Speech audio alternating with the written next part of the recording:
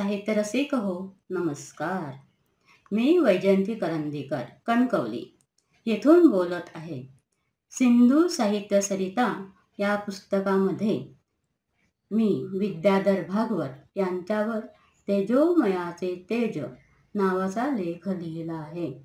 रसिक हो, विद्याधर भागवत सरांवरच का लिहावं असं मला वाटलं असेल.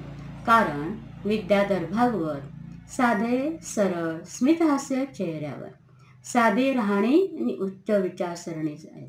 सतत नवीन काहीतरी करत राहण्याची धडपड, गरजूंना मदत करणे, नुसता उपदेश करणं नाही तर आपणहून पुढे होऊन कार्यक्रम कसा छान होईल असं पाहणे.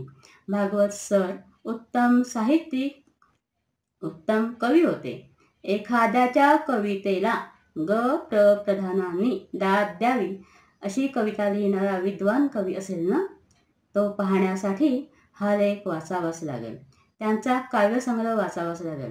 त्यांच्या गाजलेल्या कादंबऱ्या कोणत्या आहेत हे पाहण्यासाठी हा लेख आवर्जून वाचावा लागेल. त्यांनी उचललेली जी लेखणी लावली कागदाला असं कधीच केलं नाही.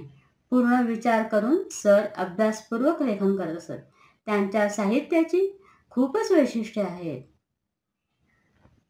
ती वैशिष्ट्ये कोणती आहेत हे पाहण्यासाठी हा लेख वाचावाच लागेल. भागवत सर उत्तम मालवणी बोलणारे होते, पण लेखन मात्र मराठी भाषेतच केलं आहे. सर हे जिल्ह्याला फक्त साहित्यिक म्हणून माहिती नसून उत्तम प्रगतिशील आदर्शवान शिक्षक माहिती होते. विद्यार्थ्यांना वाचनाची आवड कशी लावायची हे पाहण्यासाठी हा लेख बघाच. ते विद्यार्थी वर्गात आवडते शिक्षक होते. विद्यार्थीची एक आगळं वेगळं रसायन काय आहे आणि हे पाहण्यासाठी आणि त्यांनी आपलं नाव कसं सार्थ केलं हे पाहण्यासाठी हा लेख आवर्जून सर्वांनीच वाचायला पाहिजे.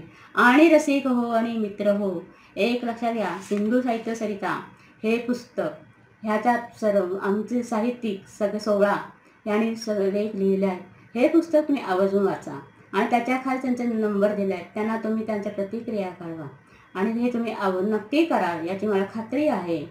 आणि ते तुम्ही कराच असं मी सांगून मी थांबते. धन्यवाद.